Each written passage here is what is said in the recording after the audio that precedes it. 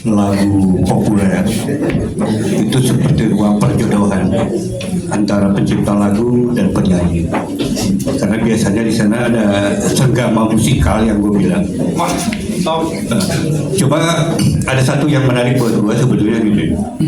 Tadi Ivan cerita mau menunjukkan bahwa Ivan dan pencipta lagunya sini baik-baik saja terlihat, dan ini hampir sama persis ketika Aribia sedang ada Agnes mau persis seperti ini. Jadi mereka baik-baik saja di awal. Oke. Tanya aja Mas, nggak apa-apa. Kita nggak takut kok. Enggak, gue bilang begini, gue heran aja. Jadi hampir sama persis begini, aduh baik-baik saja. Tapi di akhir cerita ada sesuatu yang memang sangat penting. Bagaimana pencipta lagu juga hidup dan penyanyi juga bisa memberikan penghidupan. Nah, buat gue sendiri, bagaimana antara pencipta lagu yang sekarang antara Ivan dengan Freddy sendiri punya sebuah komitmen, terutama ketika lagu ini menjadi populer, di mana Ivan banyak manggung. Apakah Ivan harus minta izin dulu ke Freddy? Fred, gue mau main lagu lu, boleh nggak? Misalnya, sederhananya. Atau tiba-tiba Freddy tidak mengizinkan, dan Ivan juga karena lagu ini dipopulerkan oleh Ivan. Saya nggak tahu Freddy apakah seperti begitu atau ada sebuah komitmen khusus. Ya udah, lu pakai aja, gitu kan. Dan buat pencipta lagu menjadi sangat penting, gitu. Dan Ivan sendiri sebagai penyanyi juga menjadi sangat penting ketika membawakan lagu ini, karena tidak ada pencipta lagu yang sohor dan tidak ada penyanyi juga yang populer kalau tanpa ada dua kebersamaan itu. Bagaimana Ivan? Ini gua kadang-kadang jadi kasus seperti pencipta lagu yang sekarang ini kan akhirnya ekosistem kita juga menjadi sangat buruk. Mau dijawab langsung atau mau kita? Ya, pencipta lagu dengan penyanyi malah berbenturan. Mudah-mudahan ke depan sih enggak gitu. Gua berharap bahwa dua contoh ini menjadi sangat penting buat. Amin. Makasih. Terima kasih Pak, pertanyaannya bagus. Berat juga Pak. Kan Ivan yang jawab tadi. Oh iya. Kau udah nggak ada. Kau disuruh bapaknya jawab. Apa ya? Sebenarnya simpel sih Pak. Kalau menurut aku sih sebenarnya sih, maksudnya sebenarnya tidak seberat itu. Ada, udah datang.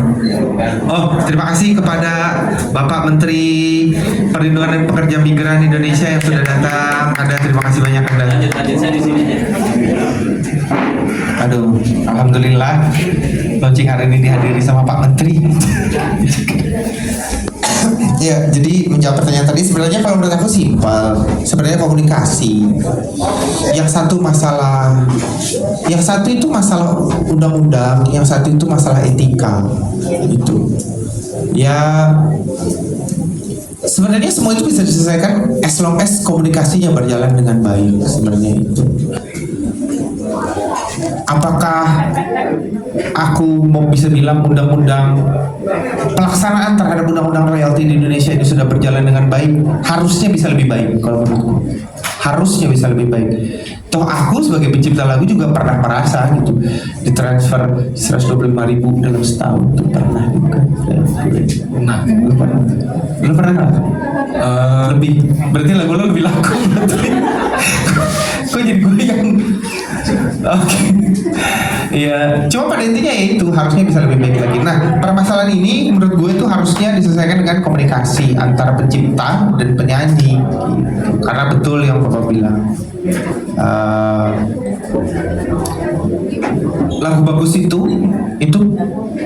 perjodohan yang sangat panjang secara elemennya antara pencipta lagu dan penyanyi. Kalau menurut Mas Freddy gimana? Gue tanya. Harus jawab. Ya hidup sih tadi yang kayak tadi. Yang penting komunikasi gitu kan, jalur apa namanya? Kalau biasanya yang ribut-ribut gitu kan mungkin karena jalur komunikasinya juga udah nggak bisa ditempuh kali ya.